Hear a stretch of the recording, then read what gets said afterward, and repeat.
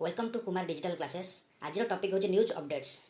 आज fast news दूती को अर्जुन संवादर फ्रंट पेज स्थान पाई। भुवनेश्वर सम्मानजनक अर्जुन पुरस्कार पाइबा चूड़ांत तालिकार स्थान पाई देशर द्रुततम धाविका दूती चांद।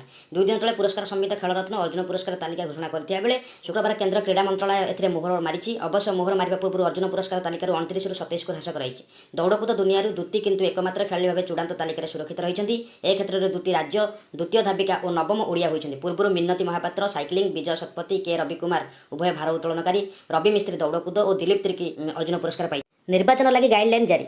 धरित्रीर फ्रंट पेज स्थान पाई। समस्त नियमावली समस्त निर्वाचन कार्य फेस मास्क पिंधा बाध्यतामूलक।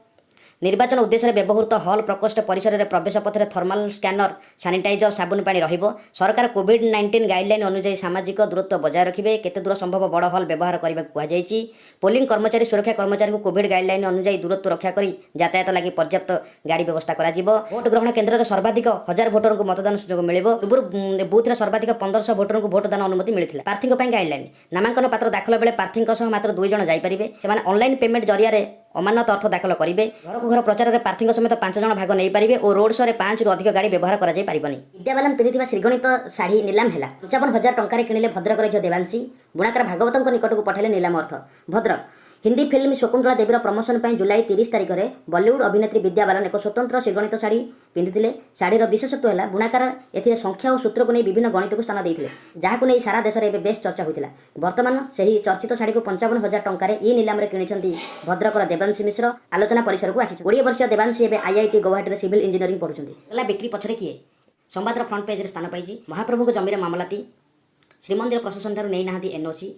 जिलापाल पौर संस्था संपत्ति बिकिले केमिति निष्पत्ति प्रत्याहार दाबी में बीजेपी धारणा। पुरी बगला धर्मशाला को विस्थापित मानक टेकीदेवा घटना को नहीं अड़ुआ बढ़िबार लगी। प्रशासन मनमानी एकचाटिया निष्पत्ति विरोध में अभियोग बढ़िबार लगी। गोटे पटे बिक्री हो सारी बगला धर्मशाला जमी को फेराई आने को पुणी थर हाइकोर्ट आवेदन होता बेले अन्यपटे यह प्रसंग को नहीं जिला और बीजेपी राजरास्ता को ओह्लाई। पुरी विधायक जयंत षडंगी नेतृत्व में एक प्रतिनिधि दल बगला धर्मशाला सम्मुख में बसवा सहित गरीबों जीवन बगला को बिक्री न करने को दाबी करिछि। अमेरिका कोरापुटिया बास्ना कवि रवि शतपथी पाइले 2020 प्रथम कविता बही पुरस्कार। कोरापुट अमेरिका स्थित ब्लैक ईगल बुक्स नामक आंतर्जातिक पुस्तक प्रकाशन संस्था द्वारा कोरापुट रही साहित्य साधन करुवा कवि रवि शतपथी को तांकर प्रथम कविता पुरस्कार अबुझा पक्षीर गीत 2020 वर्ष पर फास्ट बुक अवार्ड प्रदान कर कविता पुस्तक को गतकाली अमेरिका प्रकाश कर।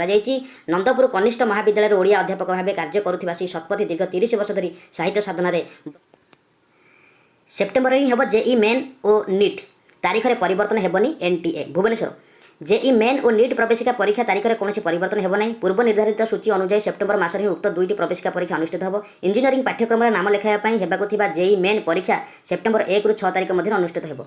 देश में 224 सहर में 605 केन्द्र में बीटेक बीई और 489 केन्द्र में बी आर्किटेक्ट बी प्लानिंग लगी कंप्यूटर बेस्ड टेस्ट कर। बीटेक बीई लगी सर्वाधिक 7,46,115 जन आवेदन कर।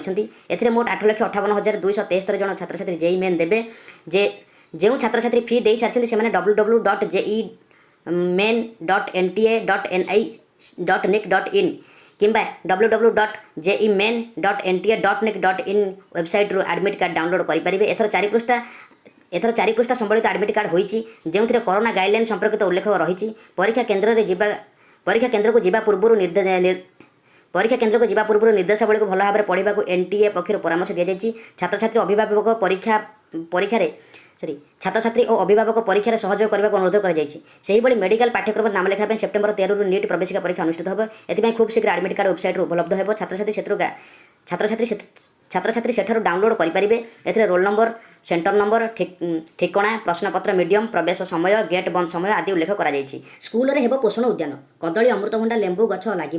43,000 स्कूल पर खर्च हो 21.5 कोटी। भुवनेश्वर राज्य में 43,000 स्कूल में पोषण उद्यान। यह द्वारा मध्याह्न भोजन छात्र छात्री को पुष्टिसारयुक्त खाद्य मिल। कदली अमृतभंडा सह ऋतुकालीन पनीपरिया चाष होगार छात्र छात्री पोषणयुक्त खाद्य खाईपर। 2018 विद्यालय और गणशिक्षा विभाग पक्ष जारी होता गाइडलाइन को आधार कर स्कूल कैंपस में उद्यान विकास करने को कहुई। पोषण उद्यान होगा 43,000 स्कूल पर 21 कोटी 50 लाख टଙ୍କା व्यय अटकल कर। प्रतिवर्ष स्कूल पिछा 5,000 टଙ୍କା लेखाएं खर्च हो। प्रति स्कूल पिछा 5,000 टଙ୍କା लेखाएं खर्च हो। स्कूल में कदली अमृतभंडा लेंबू आदि गछ लग। स्कूल में कदली अमृतभंडा लेंबू आदि गछ लग। बर्तमान मौसुमी समय चली स्कूल हता भितर व्यापक वृक्षरोपण होगा निर्देश देवा लगी समस्त जिला शिक्षा अधिकारी डीईओ को कहुई। दाना बांधुची लघुचाप 24 रु भीषण वर्षा। ଭୁବନେଶ୍ୱର ବଙ୍ଗୋପସାଗରରେ ଦାନା ବାନ୍ଧୁଛି ଆଉ ଏକ ଲଘୁଚାପ। ଏହାର ପ୍ରଭାବରେ ଆସନ୍ତା 25-26 ତାରିଖ ଯାଏଁ ରାଜ୍ୟରେ ପ୍ରବଳ ବର୍ଷା ହେବ। ବିଶେଷ କରି ଉପକୂଳ ଉତ୍ତର ଓଡ଼ିଶାରେ ବର୍ଷାର ପରିମାଣ ଅଧିକ ରହିବ।